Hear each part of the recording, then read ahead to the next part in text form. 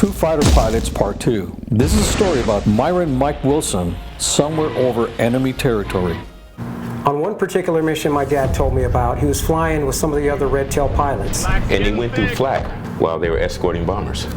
His plane was struck by a piece of shrapnel, but thankfully it didn't disable it. He didn't even know his plane was hit at the time. As the mission neared completion, Wilson and the others headed back to base. Let's get the hell out of here. While still over enemy territory, he noticed his temperature gauge was rising.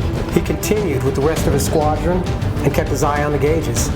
They were flying about 28,000 feet, and they started descending as they neared their base. The temperature gauge in his P-51, which he affectionately called Old 98, began to rise. As they lowered their altitude, his plane began to overheat. As he touched down, Old 98 blew a radiator hose. With steam coming from the engine, Wilson safely landed. I asked my dad if it scared him. He shrugged his shoulders and said, "I was worried about it at the time, but we didn't have much time to worry. It was wartime, I landed, and I was still alive." He talked with his mechanic about the overheating issue.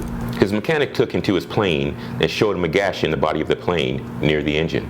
His mechanic removed a piece of shrapnel from Old 98 and showed it to Mike.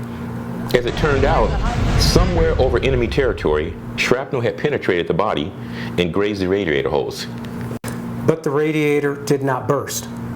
Now here's where you have to understand something about the atmospheric science.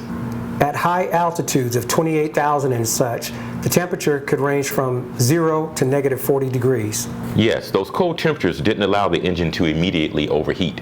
And this prevented the hose from blowing. But as they lowered their altitude, the temperatures outside would be closer to about 60 degrees Fahrenheit. Now the engine would run hotter, which would cause the water pressure to rise and turn a small hole into a major leak. And ultimately causing the hose to blow.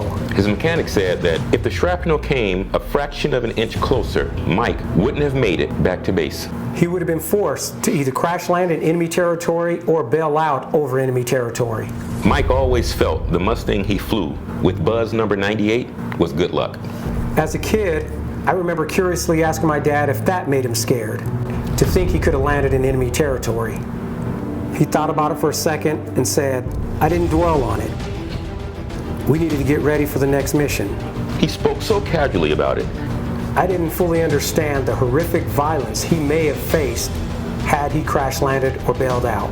I sometimes wondered if the hesitation in his answer was because he intentionally suppressed any thoughts of a deadly outcome. There may be several reasons he chose not to dwell on it. I never knew what he was up against until I heard about what happened to one of his academy mates, Walter Peyton Manning. Two Fighter Pilots Part 3. Walter P. Manning forced to bail out of his Mustang over enemy territory.